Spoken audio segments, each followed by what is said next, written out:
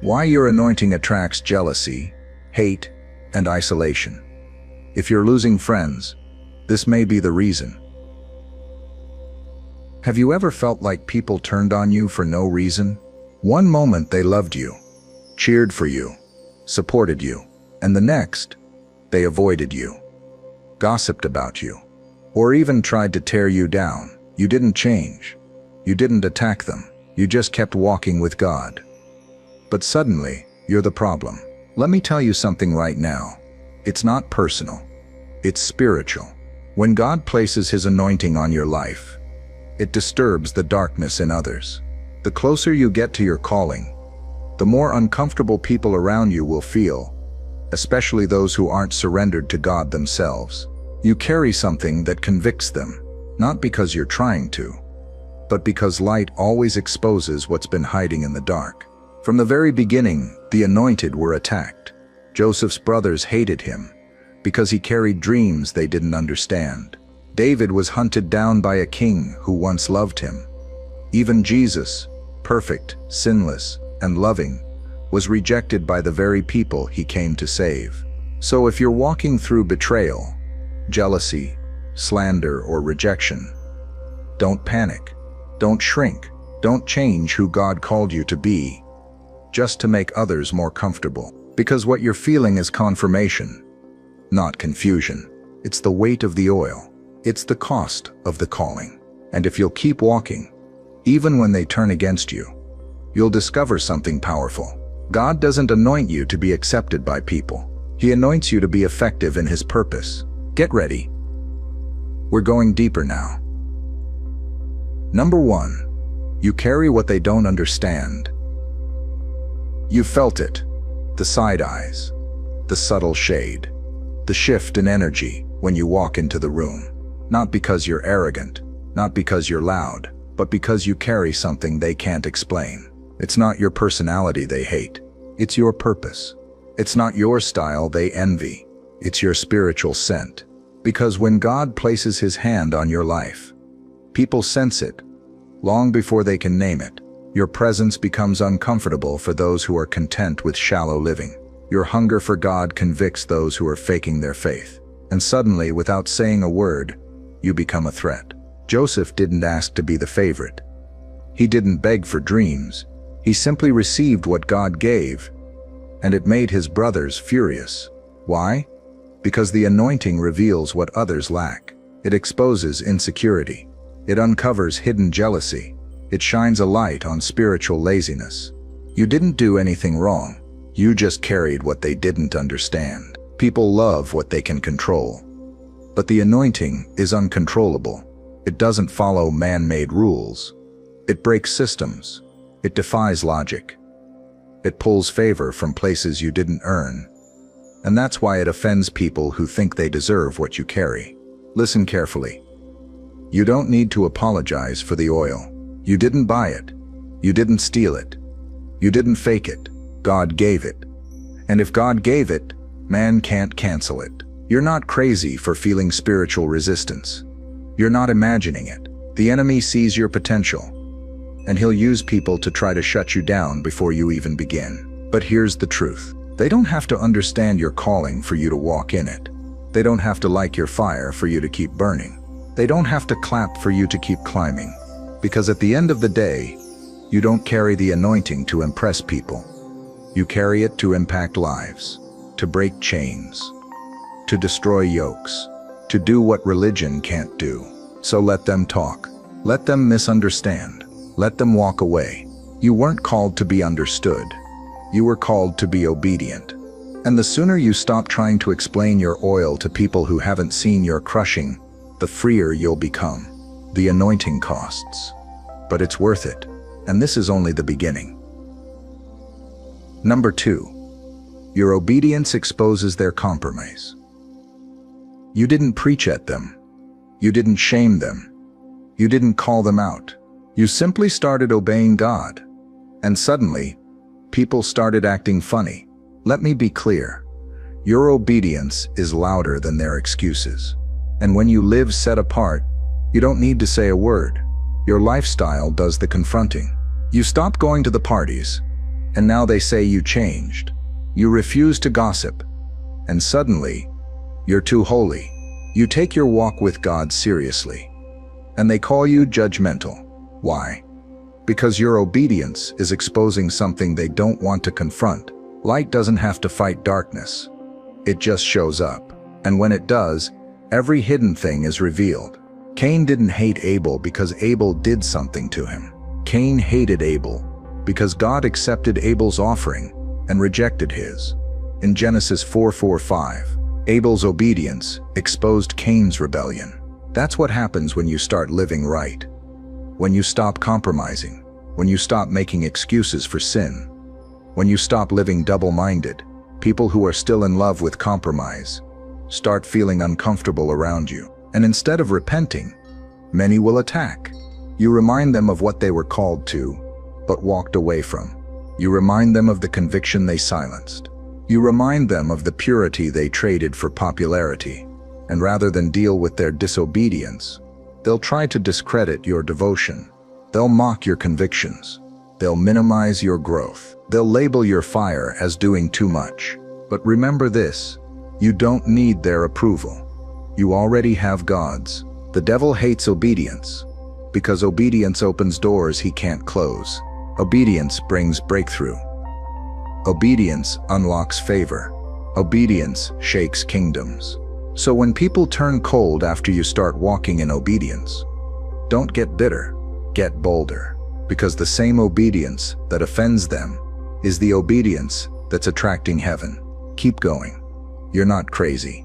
You're just consecrated. Number 3, the attacks begin when the favor falls.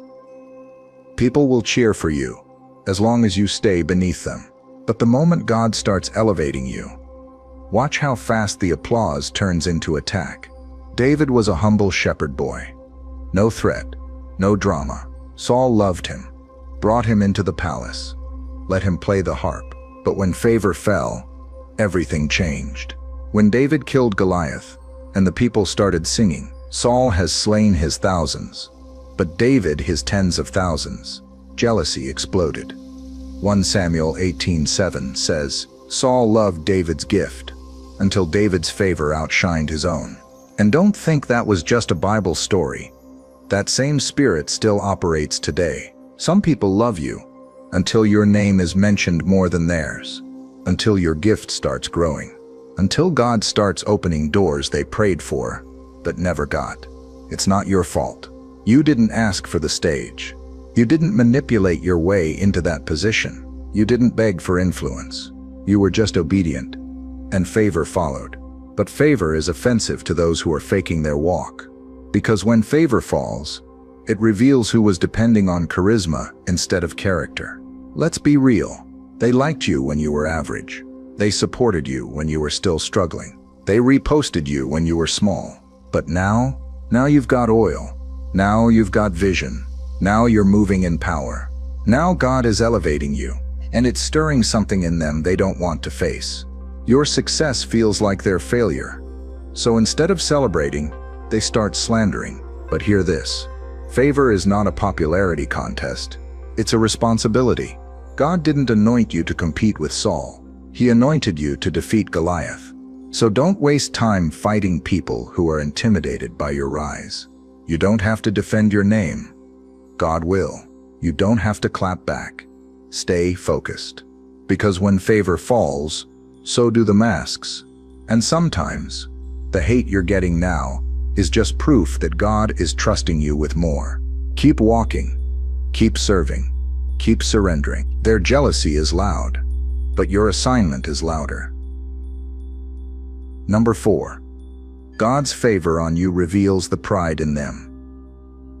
The anointing isn't just oil, it's a mirror. When God places His favor on your life, it doesn't just elevate you, it exposes others. And nothing reveals pride like watching someone else get what you thought you deserved. Let's be honest. Some people were fine with your growth until you grew faster than them. They were okay with your calling until it started attracting more attention than theirs. They applauded your obedience until your obedience started producing results they hadn't seen yet. Favor tests hearts. When someone else gets what you've been praying for, your response reveals what's really inside. And for many, that test reveals a deep pride they never dealt with. Pride says, I deserve that. I've been here longer. I'm more gifted. I've suffered more. Why them and not me? But God doesn't pour oil based on who's loudest, oldest, or most visible. He pours oil based on surrender. That's why Saul couldn't handle David. Saul was the king. He had the position, but David had the presence. Saul looked the part, but David had the heart. And when God's favor began to rest on David, it didn't make Saul introspect.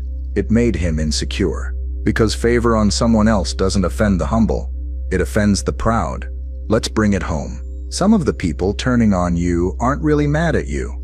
They're mad that you're proof that God can raise someone up without asking for permission. You didn't come from the right background. You didn't have all the credentials. You didn't play the game, but God still chose you, and that's why they're offended. Your very existence proves that God is sovereign, not man. So let them squirm. Let them question. Let them whisper. Because your favor didn't come from their vote. It came from God's voice. And what God ordains, no one can overrule. So stay humble, stay faithful. And remember, when your favor reveals their pride, that's not your battle to fight. God sees, God knows, and God will handle it. Number 5, you become a threat to their system. You weren't looking for a fight. You were just following God. But what you didn't realize is this. Your obedience disrupted their entire system. You see, some people have built entire platforms, positions, and reputations on control, on appearance, on performance, on manipulation. And then you came along. Not with fancy words, not with flashy credentials, but with power. And power that comes from God threatens systems built on pride, religion, and image. That's why Jesus wasn't hated by sinners. He was hated by the religious leaders. They didn't crucify him because he sinned. They crucified him because he wouldn't play by their rules. He healed without asking permission. He taught without being trained in their schools. He set people free on the Sabbath. He challenged their hypocrisy, and they couldn't handle it. The moment Jesus flipped the tables in the temple, he was flipping the system. And you, yes, you are doing the same. You didn't come to conform. You came to obey. You're not interested in church politics. You're not playing popularity games. You're not here to perform. You're here to walk in purpose. And that's exactly why they're bothered. Because your anointing does what their performance can't. Your freedom exposes their control. Your authenticity disrupts their agenda. So don't be surprised when the system rejects you. They rejected Jesus too. And remember this. Systems fear what they can't control. That's why they try to label you, discredit you, silence you, box you in. But hear me clearly. You are not here to fit in. You are here to flip tables. You are here to break chains. You are here to carry the presence, not maintain the program. God didn't anoint you to be safe. He anointed you to be a storm, a holy disruption, a walking contradiction to everything man-made religion has tried to build without the Spirit. So if you're being labeled rebellious, difficult, too deep, too intense, good, that means you're no longer a threat to hell's kingdom. You're a threat to man's kingdom too. Stay focused. Stay free. You're not fighting a system. You're just refusing to bow to it, and heaven backs you. Number 6. Not everyone can handle your process. They see your anointing. They admire your strength. They're drawn to your fire, but they don't know what it cost you. See, everyone wants the oil, but not everyone can handle the crushing that produced it. And that's why people are turning against you, because once they realize that your glow came from grief, your power came from pain, and your clarity came through crushing, they'll either step back or lash out. Your process is sacred, and not everyone is ready to witness it. Some people loved you when you were broken, but now that you're being healed, they feel insecure. They liked you better when you needed them, not when God started using you. They were comfortable when you were weak. But now that you're rising, It reminds them that they stayed stuck. So don't be shocked when they start distancing themselves. Jesus experienced it too. When he started his ministry, people said, "Isn't this the carpenter's son?" In Matthew 13:55, they couldn't reconcile who he used to be with who he was becoming. Familiarity breeds contempt. They know your past, so they can't accept your purpose. They remember the version of you who struggled, the one who doubted, the one who barely made it. And now that God has pulled you out, they can't handle the new you. Because to accept your anointing means admitting they missed theirs. Let's be real. You've grown. You've matured. You've been through things they've never seen. You've cried in silence, bled in prayer, and walked through wilderness seasons that felt like death. But through it all, God was shaping you, not for applause, not for fame, but for impact. And not everyone can walk with someone being prepared for impact. So don't take it personal when they stop calling, when they stop inviting, when they say you've changed. You have changed. And that's a good thing, because the oil on your life now demands a different level of protection. Not everyone can handle your process. And honestly, they weren't supposed to. Number 7, you're set apart, not set aside. I know what it feels like. You've obeyed God. You've stayed faithful. You've kept quiet. And yet, you feel invisible, like you've been pushed to the background, like everyone else is being promoted, while you're being passed over, like your name never gets mentioned. Your work never gets noticed. Your heart wants to shout, "God, did you forget about me?" But hear this clearly. You're not forgotten. You're hidden. There's a difference. Being set aside feels like rejection. Being set apart is protection. God hides what he values. He conceals what he's still perfecting. And sometimes the silence you're experiencing isn't punishment. It's preparation. Think about David. He was anointed in private and then sent back to the fields. No throne, no crown, just sheep and silence. Why? Because God sets apart before he sends forth. Obscurity is not abandonment. It's strategy. God is guarding your growth. He's building something in you that can't be rushed. He's keeping you from platforms that would crush you if you stepped on them too soon. So while others race to be seen, God is teaching you to be stable. While they chase titles, God is building your testimony. While they perform, God is preparing. You are not being overlooked. You are being refined. Because when the time comes, and it will come, you won't just appear. You'll arrive anointed, matured, and unshakable. And listen, people may have walked away in this season. That's fine. Because where God is taking you, they couldn't come anyway. This season of isolation is holy. Don't despise it. Don't rush it. Don't resent it. Because the very rejection you hate right now is the reason you'll be able to handle the promotion later. You're not being set aside. You're being set apart. God knows where you are. And when the time is right, he'll call your name. Number 8, God uses rejection to reveal your real assignment. Sometimes, the pain of being pushed out is what positions you to walk in your real purpose. You thought their rejection was random, but it wasn't. You thought their betrayal was personal, but it wasn't. You thought the door closing was a setback, but it was strategy. Because God will often use rejection to reroute you into your assignment. Look at Jesus. He wasn't betrayed by a stranger. He was betrayed by someone in his inner circle. Judas walked with him, ate with him, knew him, and yet sold him out for silver. Why would God allow that? Because the cross wasn't reachable without betrayal. Judas didn't derail the plan. He triggered it. And the same is true for you, the ones who talked about you, the ones who shut you out, the ones who turned cold when you started walking in purpose. They didn't block your calling. They revealed it. If they hadn't rejected you, you'd still be shrinking yourself to stay in their circle. If they hadn't lied on you, you'd still be proving yourself to people who never saw you in the first place. If they hadn't walked away, you'd still be relying on them instead of depending on God. Rejection is painful, but it's often prophetic. It's not just about who walked away. It's about what you stepped into when they did. You see, purpose gets clearer when the crowd gets smaller. Ask Joseph. He was rejected by his brothers, thrown into a pit, sold into slavery, falsely accused, forgotten. But every moment of rejection was actually divine redirection. The pit led to Egypt. Egypt led to the prison led to Pharaoh. And Pharaoh's palace was the very place God had always prepared for him. What looked like the end was actually the entry point. And the same is happening for you.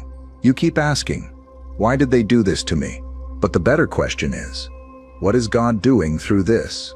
Because every painful goodbye, every slammed door, every unfair moment might be the exact thing God is using to reveal your next level. You weren't called to be comfortable. You were called to be sent. And sometimes you have to be pushed out by people to be positioned by God. So let them leave. Let the door close. Let the page turn. They rejected you. But God still chose you. You're not off track.